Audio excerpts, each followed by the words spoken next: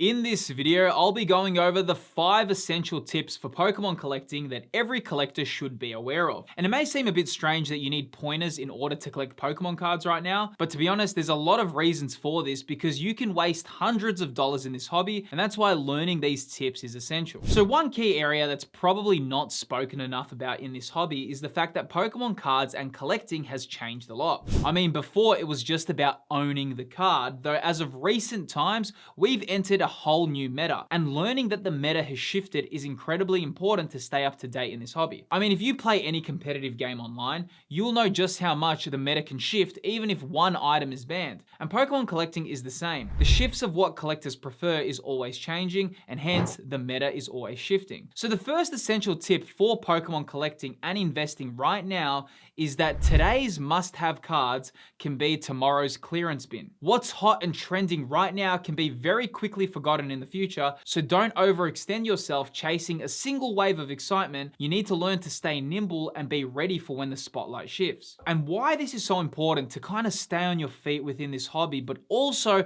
not to get sucked in when like a new hype train or something exciting kind of gets revealed, is because it's always shifting. There's so many cards today that are really hyped, but probably by next year this time, they will be nowhere near the price points of what they're getting today. And the same goes, we can look throughout so many cards within history that were once hyped and they were full of excitement, people just couldn't wait to purchase them, and then they get forgotten about. A real good example of this is the Golden Zacian and Zamazenta from Sword and Shield base. When Sword and Shield base was released, these were very, very in-demand cards, but of course as times changed and collectors' preferences have changed, these golden cards don't seem that exciting anymore, and a lot of people today wouldn't even bother adding these to their collections. And a big reason for that is during this time, we didn't even have alternate arts release. We didn't even know special illustration rares and illustration rares were going to come in the future. So when these new amazing artworks and cards all got revealed, what we looked at previously looks really bad in comparison. And the same thing can happen today. We might be thinking right now that, hey, illustration rares and special illustration rares, they're never going to be topped.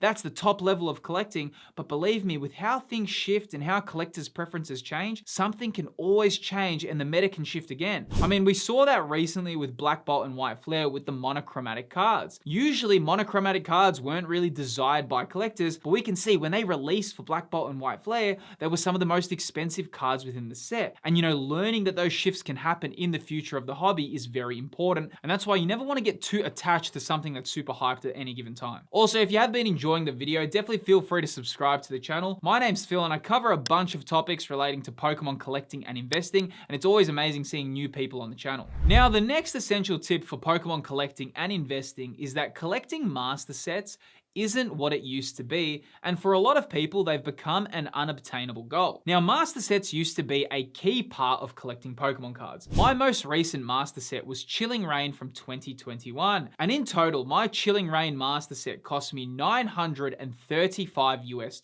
Pretty unbelievable if we think about that right now. Because if we look at modern sets, you could probably pick maybe 2 of the best cards in the set for that price point. Master sets have changed enormously, and honestly, you'll be lucky to have one master set per generation. I mean, from my perspective, for Sword and Shield, I did complete one master set, which was Chilling Reign, whereas for Scarlet and Violet, I have an unfinished Pokemon 151 master set, and honestly, that's all to do with the cost of collecting. Master sets were an integral part of collecting, and you know what, back in the 90s, and especially early days, getting master sets wasn't that unreasonable. Firstly, we didn't have such an enormous amount of cards within a set, and secondly, the prices of these weren't that wild as well. And the thing with Pokemon is, and it's really interesting because if we look at Pokemon and collecting Pokemon in general, and I'm talking about the games as well, if we look at the main goal of Pokemon as a franchise, it's all about collecting. I mean, even in the games, a big part of the games is catching Pokemon to complete your Pokedex. And the same thing with trading cards as well. A big selling point is got to catch them all. You need to complete your master set. Though especially in recent times,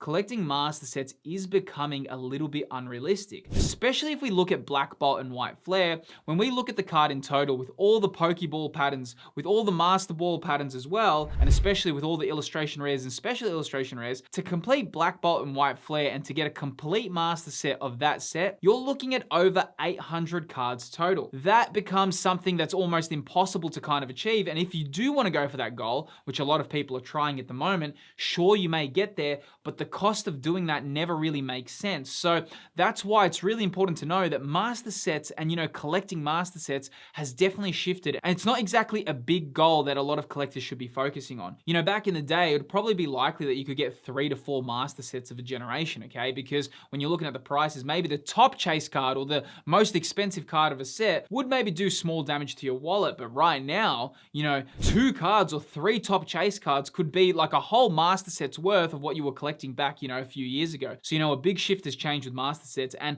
I don't really recommend trying to master set every set because, the cost of the hobby has really risen at the moment. Now, with all that said, tracking your collection is also a key component when purchasing your collectibles. Now, today's video is proudly sponsored by the Collector app. Collector is easily one of the best ways to track and manage your collectible portfolio. Now, the power of Collector is that not only does it digitally track your collectibles within the app, but it also draws in real-time pricing data so you can actually track the price of your collection and see how it's performing. Now, if you've downloaded the latest version, Collector has actually introduced a mark as sold feature. Just go into your portfolio and click on a card or a sealed product and click the 3 dots to access this. This feature actually allows you to get a very clear look of realized gains, which is super important for the hobby. Now, if you download Collector Pro, you can actually use your phone's camera to scan a card and it will automatically add it to the app. You can even unlock the Max tab to see pricing data which extends past 1 year. You can learn more about the Collector app within the video's description. A massive shout out to Collector for sponsoring today's video and supporting the channel. Now let's get back into the video. Though the next essential tip to understand is that card grading is an essential aspect of this hobby,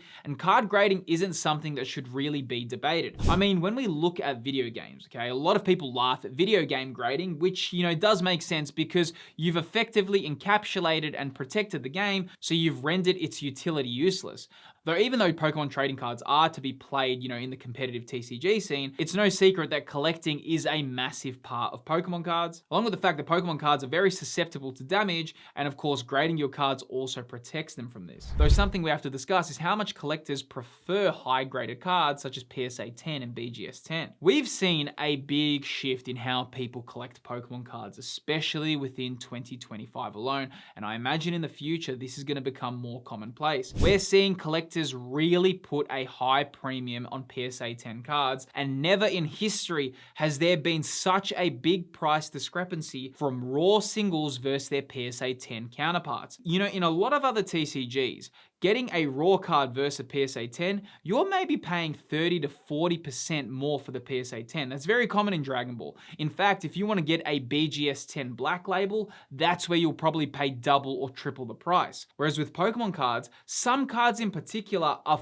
5 times more valuable as a PSA 10 than their raw counterpart. Now, here's the wild thing about this and why it's such a big pressing issue at the moment, is the fact that all the cards getting sent in to get graded right now, a lot of these cards are packed fresh, right? So, collecting has shifted because as soon as you open a card from a pack, what do most people do? Well, we put it in a penny sleeve and then we probably put it in a binder, or we make sure it's very protected in a top loader. So the fact that a lot of these cards that are packed fresh are getting sent to PSA or getting sent to BGS and not getting PSA 10s is crazy, dude. And that's a big thing. Even though PSA 10s are something hard to achieve, for pack fresh cards, there is a bit of a question that, most of these should be getting PSA 10s. If we look at Japanese Pokemon cards, nearly every single card has over an 85% chance to come back as a PSA 10, whereas English Pokemon cards don't have that standard. And obviously now collectors are really preferring PSA 10s because they know how difficult they are to come by. Now, the next essential area to focus on is the fact that timing within the hobby is becoming more important than ever before, and a lot of cards are only going to be popular for their specific time periods,